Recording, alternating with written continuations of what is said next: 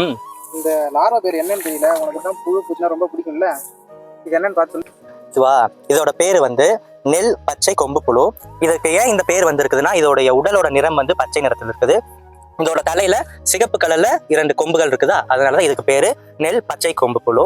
இது வந்து நம்மளுடைய நெல் பயிருடைய இலைகளை வந்து மேலிருந்து கீழே வர இந்த இந்த புழுக்கள் சாப்பிட்டுட்டு போறதுனால நமக்கு வந்து இலையுடைய பரப்பு வந்து கம்மியாயிடுது. இது வந்து ஒரு கூட்டுப்புழு. இதுக்கு முன்னாடி நம்ம ஒரு புழு பார்த்தோம்ல, அதோட கூட்டுப்புழு நிலை தான் இது. இது வந்து இந்த புழு நிலையிலிருந்து வளர்ந்த நிலை, அப்ப அதாவது பட்டாம்பூச்சி நிலைக்கு மாறுறதுக்கு நடுவில் இருக்கிற ஒரு நிலை தான் இந்த கூட்டு புழு நிலை. இதுல இருந்து தான் நமக்கு வந்து கருமை நிறத்துல இல்ல பழுப்பு நிறத்துல ஒரு வந்து பட்டாம்பூச்சி நமக்கு கிடைக்கும். அந்த பட்டாம்பூச்சி இன சேர்க்கை நடந்ததுக்கு அப்புறமா மறுபடியும் முட்டைகளுக்கு இதே மாதிரி வாழ்க்கை சுழற்சி நடந்துகிட்டே இருக்கும். வயல்ல இறங்கும் போது நமக்கு தென்படுற புழு நிலையிலையும் கூட்டுப்புழு நிலையிலையும் எடுத்து தூக்கி வீசிடலாம். அப்படியும் இல்லைன்னா நம்ம வந்து பயிரை சுழற்சி பண்றது மூலமாகவும் இதை அதிகமாக கட்டுப்படுத்தலாம்.